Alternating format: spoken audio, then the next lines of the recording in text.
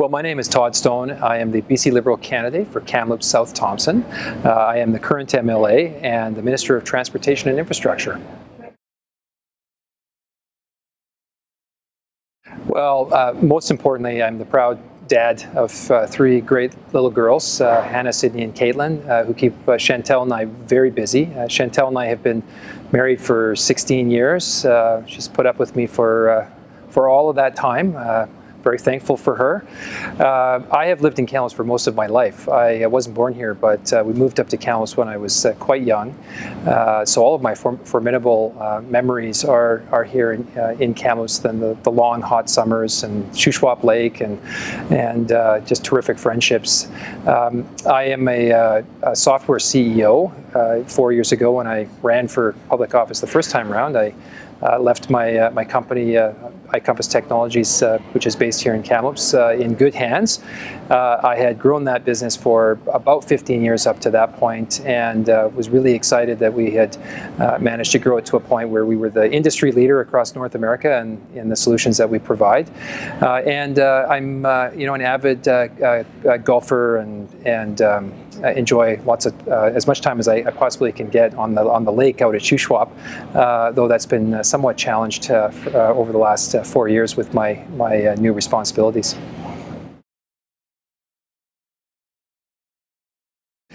So it depends if I'm taking my wife out for dinner or if we're going out for a family dinner. The kids are huge fans, as Chantel and I are, of Earl's. The service there is just so good. The food is always reliable. The kids always have a bit of a hidden agenda, though. Not so hidden though, because it's the same all the time. They always want to make a dessert there, and then try to put the twist on us to get them to get us to take them over to Rutgers. Sometimes they're successful and sometimes they're not. We're big fans of the Red Collar and the Noble Pig.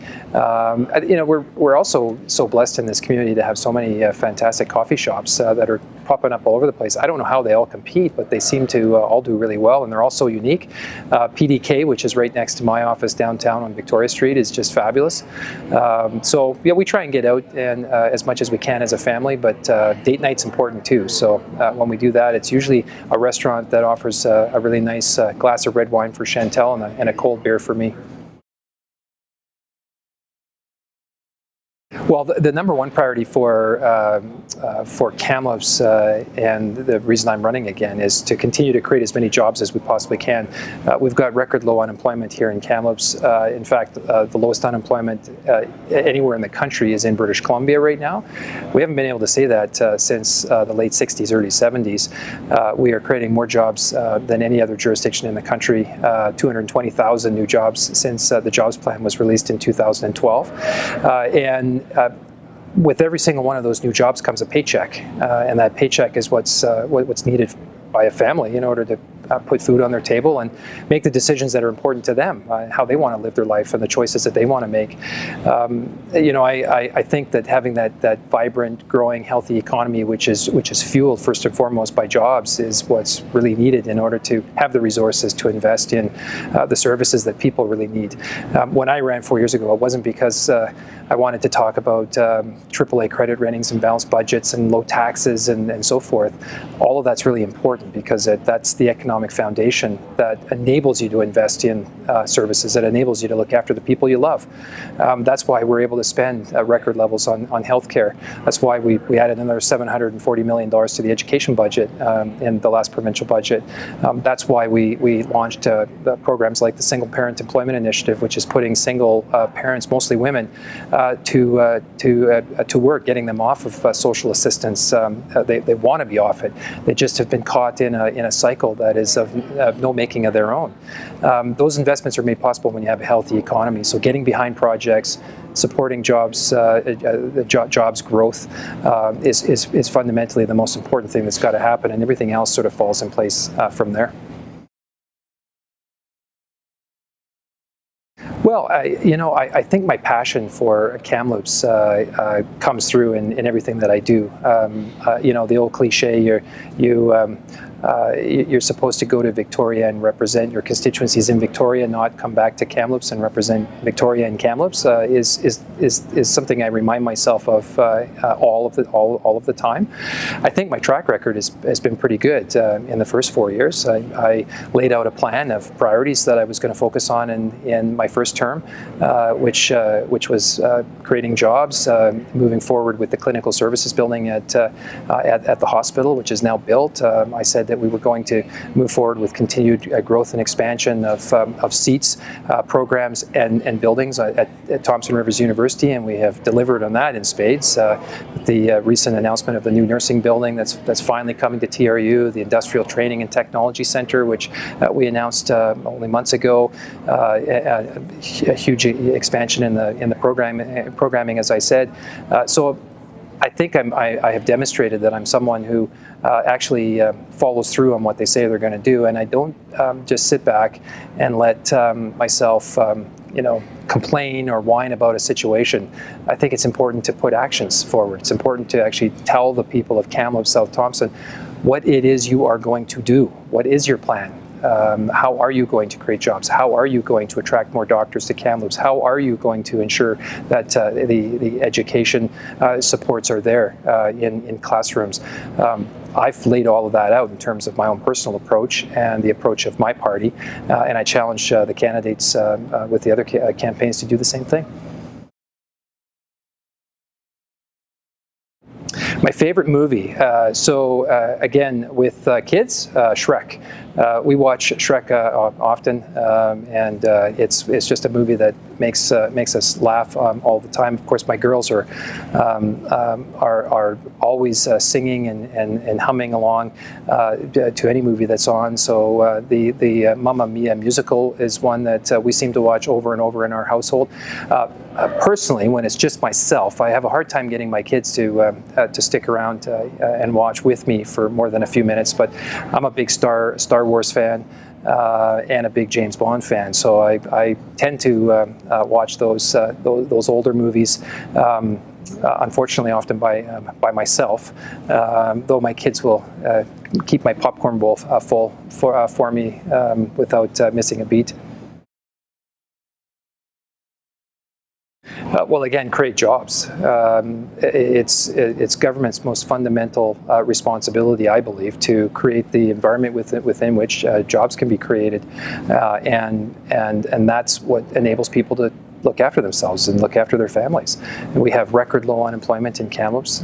We have people working in industries all across the community and the region, not just in the traditional industries like mining and forestry, which are both facing some headwinds at the moment, but in emerging industries, technology, something really near and dear to my heart. I spent 15 years building a software company, and when I left the industry 4 years ago to seek public office, there were maybe a dozen companies in Kamloops with anywhere close to 20 employees each. Today, we've got 160 companies employing over 1,400 people in Kamloops alone. Those are the kinds of opportunities that are now available, great paying jobs, and tech companies are popping up in Kamloops because there's a tremendous array of supports that have been made available. Investments in co-op programs. We've dramatically expanded co-op programs here at TRU and across the province. Investments in training, investments in post-secondary institutions in and of themselves, so that the seats are there.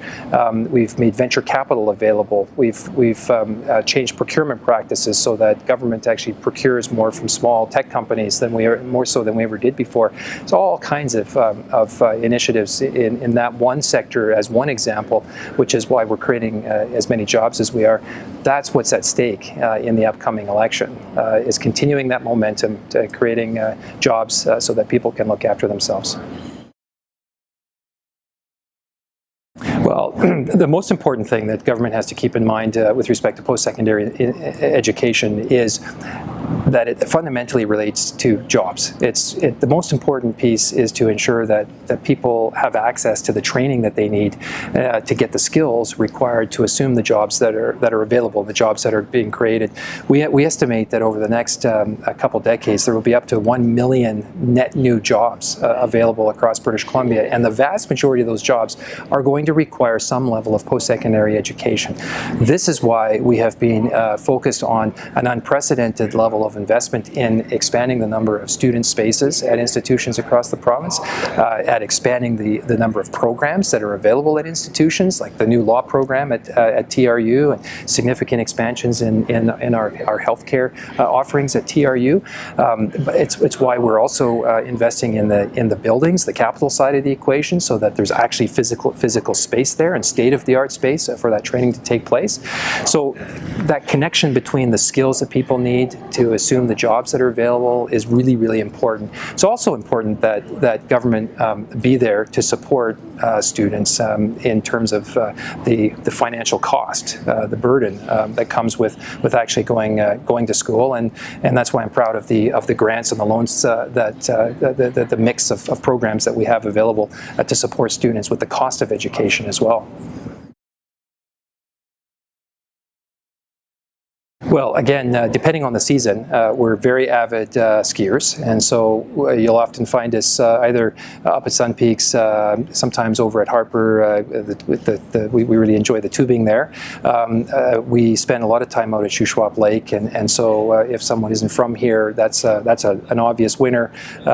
We will spend time taking folks around to the different wineries that are popping up in Kamloops. We're big fans of the Kamloops Wine Trail. Of course, we have more golf courses than we can shake a stick at in this city and in this area, and so you'll often find us out there in the summer, and generally speaking, just enjoying a lot of the shops and the coffee shops in particular that Kamloops has to offer. And there's no question that a lot of students are concerned about the cost of education, and I get that. We actually have a pretty robust mix of grants and loans that are made available in British Columbia. We've provided about $4 billion worth of financial assistance to students at institutions across this province since 2001. The loans side of the equation has helped about 45,000 students on an annual basis. We support about 22,000 students every year with grants. Those grants usually total somewhere in the $55 million plus range on an annual basis.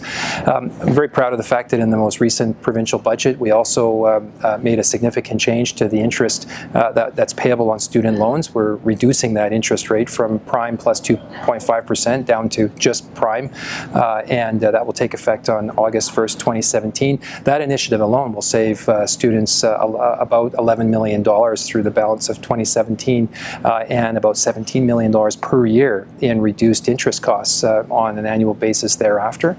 Of course, these initiatives are in addition to other strategies we've employed, like our open textbook program, which is saving thousands of students a lot of money in being able to access critical textbooks online, as opposed to having to always pay for that. So that helps reduce some of the costs for some students as well.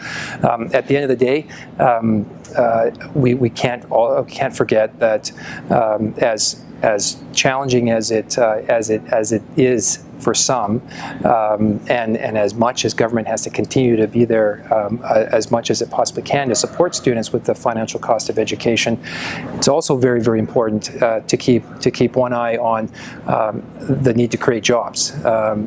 It doesn't matter much if one gets the training, goes to university, and comes out with a bit of a debt if there's no jobs to